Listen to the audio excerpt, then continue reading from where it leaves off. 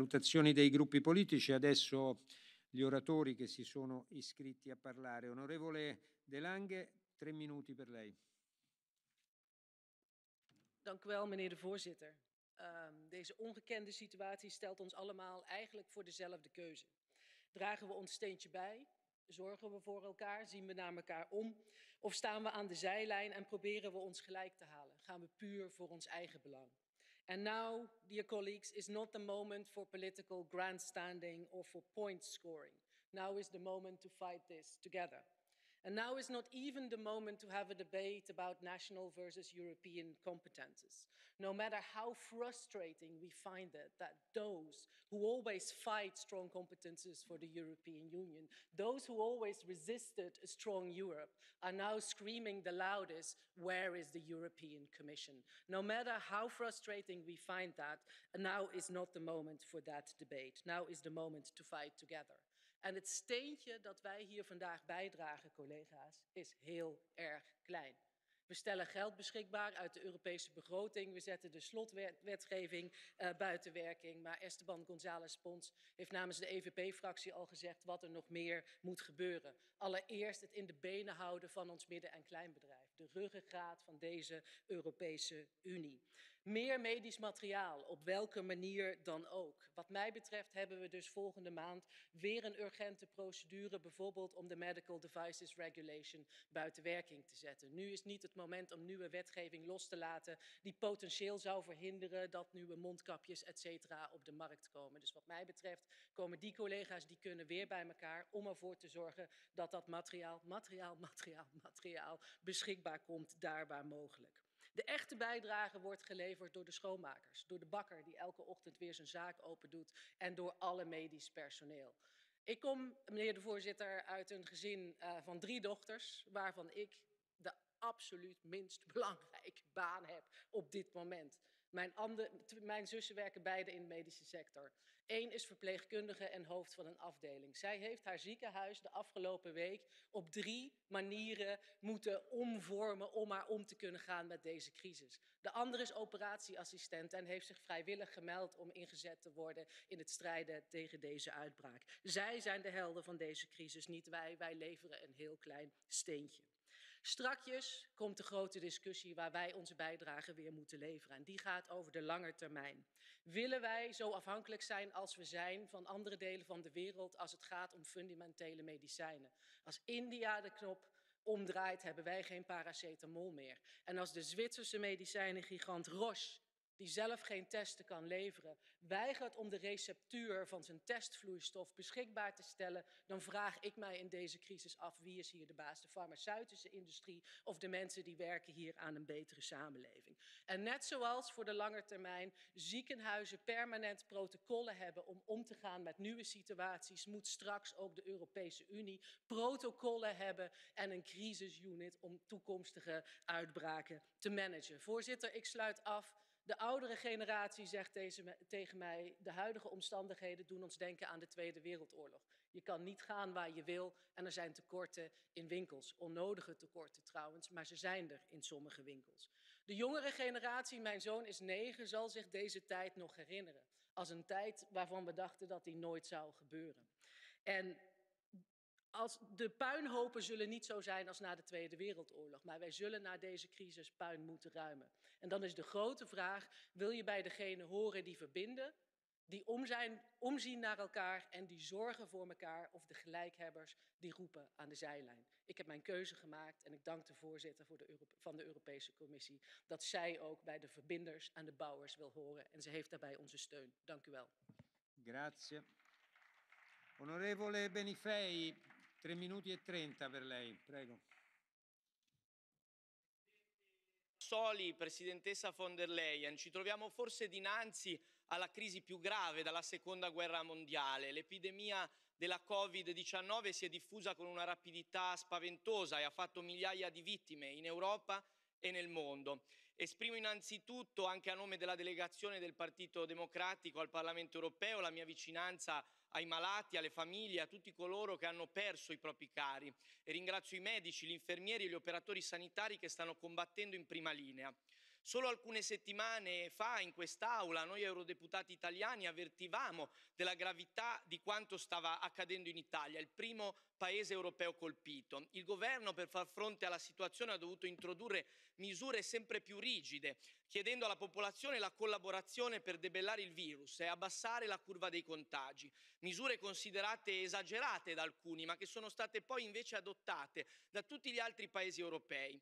Si tratta di misure che hanno però avuto un costo altissimo per le nostre economie e per la vita di migliaia di persone che in queste settimane hanno visto il loro reddito e la loro libertà ridursi. Penso a coloro ai quali è stato chiesto di restare a casa, in particolare al mondo del commercio, del turismo, dell'imprenditoria, con gravissime perdite economiche e rischi per i posti di lavoro. Penso a coloro che al lavoro invece devono andare, oltre al citato personale medico-sanitario, a tutti coloro che tengono in piedi il Paese, l'Europa in queste settimane difficili, gli autotrasportatori, gli operai, chi lavora nei supermercati, le forze dell'ordine. Per questa ragione ho sottoscritto e sostengo convintamente l'appello dei sindacati europei perché ogni decisione presa oggi in sede europea e nazionale deve essere presa tenendo al centro il mondo del lavoro. La Commissione europea ha varato buone misure per fornire liquidità immediata ai paesi dell'Unione. Le voteremo oggi, molti miliardi di fondi comunitari anche per il mio paese, l'Italia, e un aiuto per il settore aereo europeo.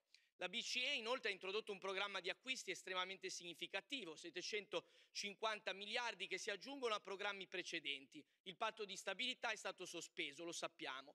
Adesso serve però un piano straordinario in vista della ricostruzione, dunque una condivisione ancora maggiore dei costi a livello europeo. Come Partito Democratico ci stiamo battendo per chiedere questa risposta europea all'altezza della sfida, come chiedono i cittadini e le organizzazioni con tante richieste e petizioni in queste ore, ad esempio quella di Science for Democracy e Humans, l'appello degli accademici guidato da Roberto Castaldi e Daniel Innerarity, che stanno raccogliendo insieme a tanti altri appelli e richieste dai cittadini moltissime adesioni.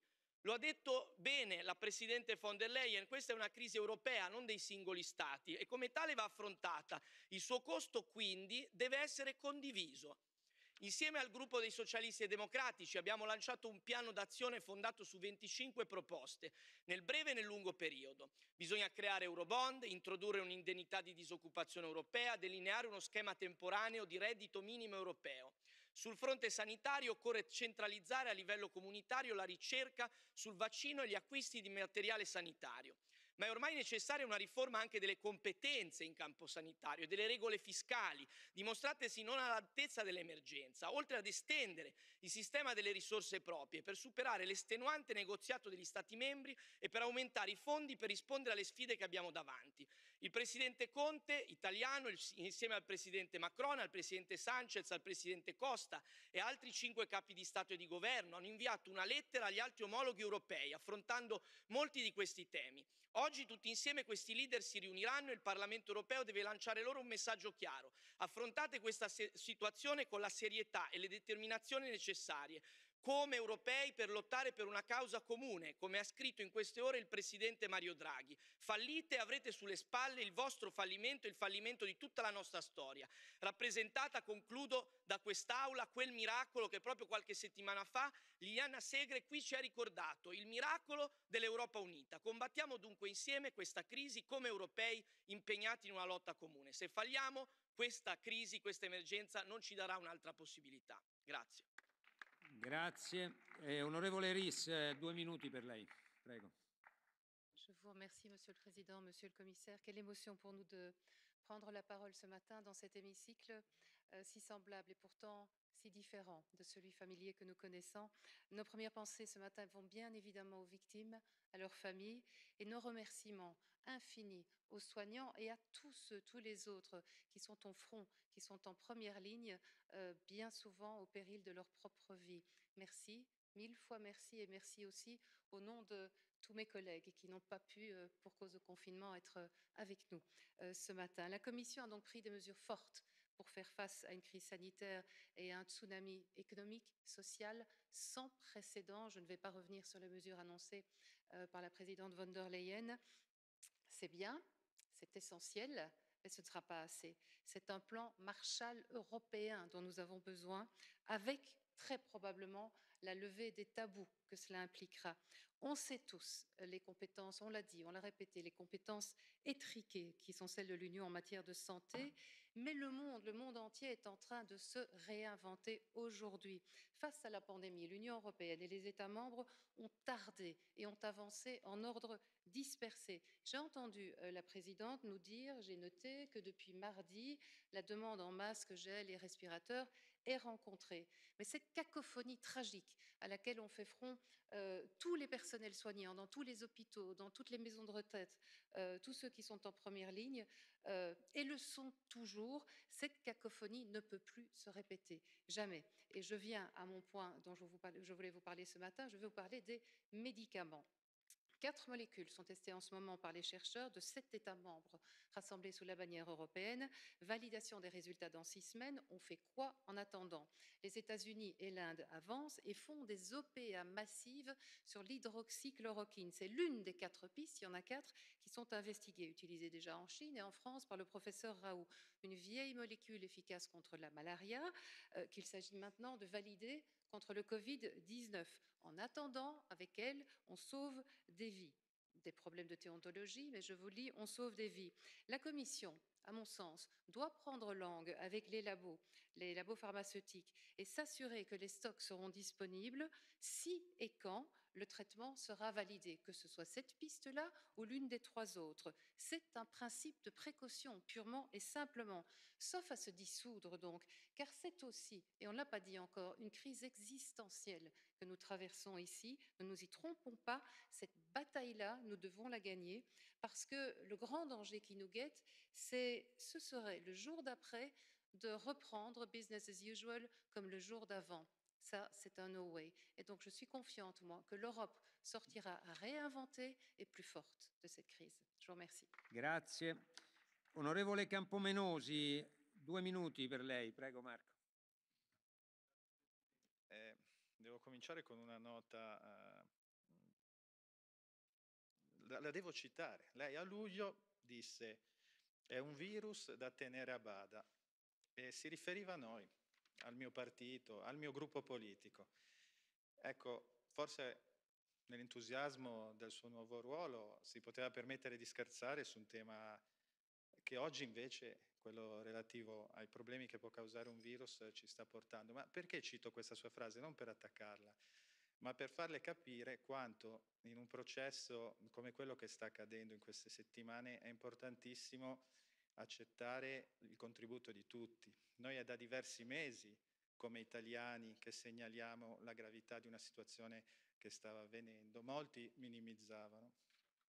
Io rappresento un partito che qui è all'opposizione, a Roma è all'opposizione, ma che è al governo proprio in quelle regioni che per prime in Europa hanno avuto questo attacco. Quindi io conosco benissimo la situazione di persone anche a me vicine che sono in una situazione grave in ospedale. Oggi in Spagna, in Francia vediamo una situazione simile. E le misure che l'Italia ha adottato, coinvolgendo maggioranza e opposizione in un dibattito che spesso è aspro e duro, ci mancherebbe, ecco, il metodo di coinvolgimento delle opposizioni deve coinvolgere anche a livello di Bruxelles, perché comunque io non parlo a nome mio e solo del mio gruppo, parlo anche a nome di rappresentanti che nelle istituzioni a livello locale ci rappresentano. Quindi quando avevamo delle proposte per migliorare i testi di oggi, sì, li abbiamo ridotti al minimo alla fine, però servivano proprio perché si potesse giungere a una risoluzione più chiara e completa di questi problemi. So che la Commissione europea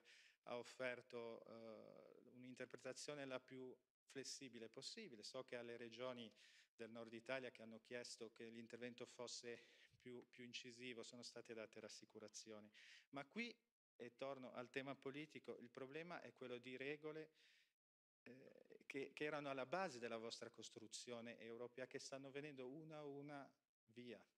Schengen, patto di stabilità, normative sugli aiuti di Stato, e di una stessa globalizzazione che oggi è in crisi. E oggi scopriamo che non sappiamo e non possiamo più produrre certe cose che sono essenziali per la nostra salute. Quindi quello che sta avvenendo in Italia è grandissimo, ci sono imprese che stanno convertendo la loro produzione per poter approvvigionare i nostri ospedali, Ci sono paesi che sono nemici della nostra istituzione, Russia, Cina, Cuba, gli Stati Uniti, che stanno aiutando l'Italia. Se arriverà anche una risposta dall'Europa, ben venga, ma certe condizionalità previste dal MES non hanno alcun senso e significa che non ci si rende conto del fatto che l'Italia, quando c'è stato bisogno di aiutare gli altri paesi, ha versato 60 miliardi nei vari anni. Quello che abbiamo ottenuto in cambio dalla Commissione fra il 2011 e il 2018 sono 63 richieste agli Stati membri di tagliare la sanità e privatizzarla.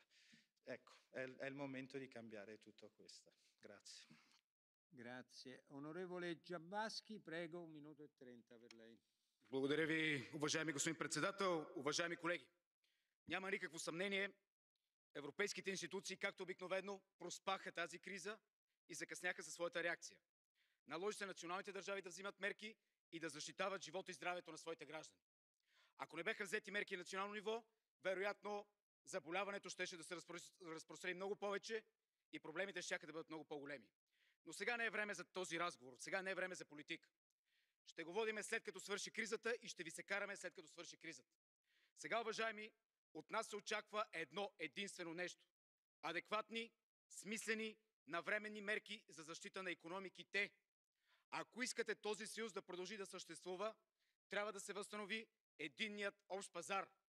Ако искате този съюз да продължи да работи, трябва да продължи да работи производството, търговията и транспорта. Тук ще обърна внимание само на два аспекта от това, което ние трябва да направим в следващите месеци и да вземем бързи решения, каквито очакват от нас нашите избиратели. Разбирам изкушението всеки да е специалист от медицина, вирусолог, но нашите избиратели са ни изпратили тук да взимаме смислени икономически мерки. На първо място транспорт. Забравяте веднага за пакета мобилност. Късате го и го хвърляте в кошчето.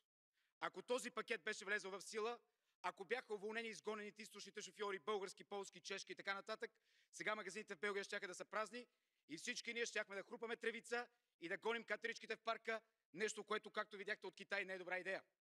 Пакета мобилност се изтрива. Трябват спешни мерки за превозвачите да бъдат компенсирани.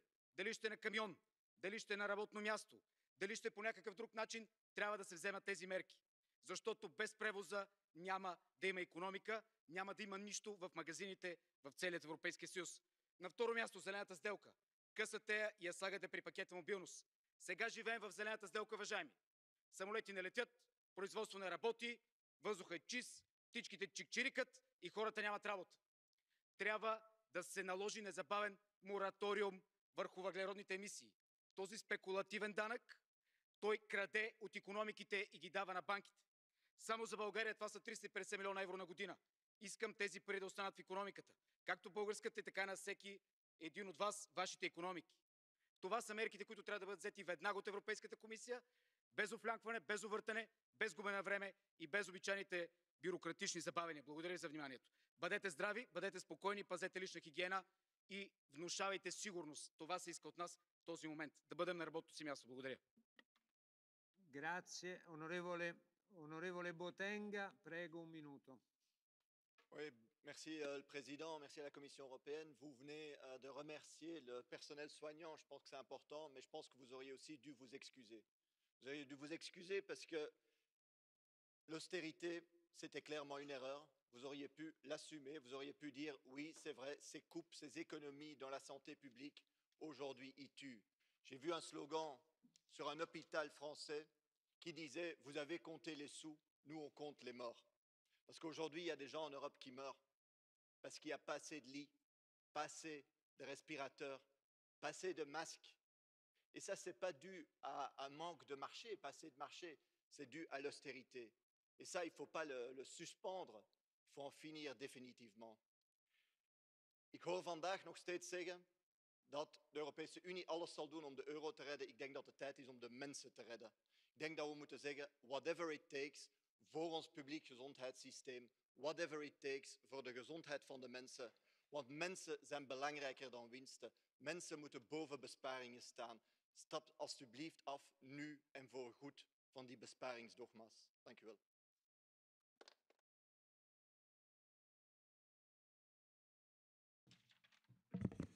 Caro Presidente, dear and honorable members of the European Parliament, let me start also by expressing the clear solidarity to all families, to all Europeans who are going through this terrible ordeal. And I also would like to express my gratitude to the heroes of the day, the doctors, medical personnel first and foremost, but also to the police, soldiers, shopkeepers, and people who are working in the critical areas, so actually we can telework from home. I would like to thank the European Parliament, all of you who are here, but also those who are looking at us through the teleworking stations and are participating in our work by this new way of remote voting. I think it's extremely important to send the signal to our European citizens that the institutions are working, that we found a way how to operate under the difficult conditions, and we can and know how to adopt the decisions which are so crucial for our citizens. I really would like also to thank Mr. González Pons, Mr. Moreno Sanchez, Madame de Lange, Mr. Benifei, who are realizing that we are in a completely new setup and that we in the European Commission really do our utmost in the close cooperation with you to find the best responses for this unprecedented situation. To Mr. Bay and Mr. Dzhamatsky, I would say that the whole world was not prepared. Let's look, how we are all struggling. But I think that we really mobilized very quickly and we found a way how to best share our responsibilities, because you know what the treaty says about the responsibility for the health sector. I mean, this is a not blame game. This is not about shifting of the responsibilities. We just simply have to work together. And I am very pleased that also the predominant tone in the discussion of today was how we can do that better. And I'm very glad that we are hearing the same echoes coming from our member states. I would like to reassure Mr. Botenga that our motto for acting under these difficult circumstances is let's do whatever it takes to tackle the crisis and to emerge from this dramatic situation stronger. And we are working on the very concrete measures, as Madame Ries, Madame Aubry and Mr. Mureșanu has asking for, because we are fully realizing that through concrete measures we can show that we are operational, we can deliver, and that cooperation on the European level brings much better results than individual actions of the member states. The President of the Commission just highlighted a few of the measures, but to give you more concrete figures from yesterday's college discussions. First, what we needed to do is actually to map out how much of this medical equipment do we need, how many masks, how many respirators we need for our operations. Just to give you the preliminary conclusions of this analysis, we need 200 masks, we need 30 million respirators weekly for at least 3 months. The good news is that this joint procurement has worked, and we will be able to have them for a reasonable price, and we will be able to distribute them to our member states very soon. The same goes to the ventilators. We need them at least 15,000 for the next 3 months. Unfortunately, we have something like half of them. But again, yesterday we had very thorough discussions with the producers, exporters and importers of this equipment, and we are pretty sure that very soon we will be able to help our member states also with this crucial technology. The first lesson we learned from this crisis was that our civic mechanism is not working if none of our member states is in a position to help because of the limited stockpiles. And I think that we need to learn from that, and therefore we are establishing this strategic reserve of this medical equipment, which will be open within the days, and we already have the medical supplies worth of 10 million euros, which would be under our jurisdiction. So it would not be the request to the member states to supply this equipment, but it would be our decision to supply those member states, those sectors which would need it the most. And I think that this idea, as Madame in 't Veld was suggesting, should be developed further. So we need these strategic reserves for all sensitive equipment for the future if we would need it. On top of this, I would say, current situation, we are working on the two strands. I think the first one is, of course, all these measures which we need to tackle the health aspects of the crisis. But at the same time, we are also working on the economic aspects, which I think would be with us for quite a few months to come. First and foremost, we want to make sure that all this sensitive medical equipment will be manufactured predominantly here in Europe. So we will not be so dependent on the imports from the third countries. We talked to the industry, we've been encouraged by the positive response, and we believe that within 3-4 months, we should be able to produce the sensitive equipment here in Europe, so we can be much more autonomous in our decision-taking.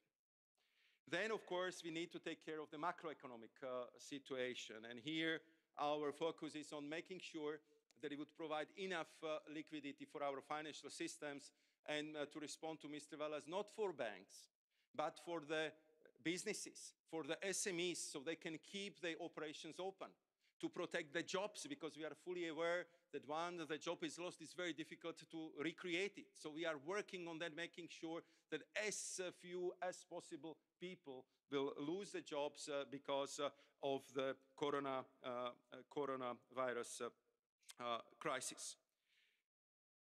Several of you mentioned the bazooka of the European Central Bank. I would just add that except the 750 million, there are additional 2 billion euros and some other programs offered by the ECB. So altogether, our response just from the ECB is in the area of 1 trillion. We are working very closely with the EIB, and thanks to our financial contribution, EIB is developing the program worth of 200 billion of the loans specially aimed at SMEs, because we know that they're a main employer in the European Union, and we are of course looking into the ways how to help the big industry as well. Here, if I may use this opportunity to call on the governments in Central and Eastern Europe to talk to the European Commission to develop their crisis schemes, as the countries in Western and Southern Europe already have done, and which we, in an express manner, thanks to the great work of Vice President Vestager, approved as the legal state aid. And we discussed yesterday how we can help them to develop this program, these schemes. We are ready to do that in the European Commission, and I hope that also the governments from these countries would come to us so we can together develop the recovery plans which would be needed for every single member state. Concerning the vaccines and concerning the coronavirus response systems, you know that we already allocated quite some substantial sums of money, and that we are working very closely. There is a special advisory group working with our president, where are the leading epidemiologists, virologists to develop the vaccines, and we are also ready to make sure that we would protect our critical industry in these times of the stock exchange roller coaster, where they could be faced with a hostile takeovers. We simply won't let it happen, and I believe that the European Parliament will help us in that effort. When I was here a few weeks ago, my last intervention in this chamber was on multi-annual financial perspective. And I agree totally with Mr. Epping. Now is the time to decide. We need budget. We need 7 years financial perspective so we can plan the recovery of Europe and we can tackle better the emergencies of today. I would just remind to the general public in the European Union that we are in the last year of the 7 years budget, and we are very much limited by the financial constraints how much we can do. So I hope that the video conference of the leaders this afternoon, which would be very much focused naturally on tackling the coronavirus, would also be tackling the issue how we are going to tackle this virus from the economic and financial point of view, and for that we need MFF, and I hope that this crisis will make it crystal clear to our leaders that we need good progress on that level. If you allow me to conclude, Mr. President, I would conclude on the point which was made by Madame in 't Veld. I think that history is teaching us that the best responses to the post-crisis development were prepared during the crisis. Of course, now we have to focus on the daily management, how to tackle this crisis and how to make this nightmare going away as quickly and with as few victims as possible. But at the same time, we need to start reflecting on what would be the next, how the world will change, how the Europe will change, what would be our position on this new global map, and how we would make sure that Europe will emerge stronger by the strong recovery plan, by more of a technological autonomy, by bigger strategic sovereignty. And as you know, I'm responsible for foresight in the European Commission, and I would like to assure you that these are exactly the ideas we are working on. And once we have something more concrete, it will be my pleasure to share it with this House as well. Thank you very much, Mr. President, and thank you all for coming here or for supporting us from your teleworking station. Thanks to interpreters and all the staff from protocol to the technical operators who make our session today possible. Thank you very much, Mr. President. Grazie, grazie al vicepresidente Šefčovič. E termina qui il nostro dibattito. Prima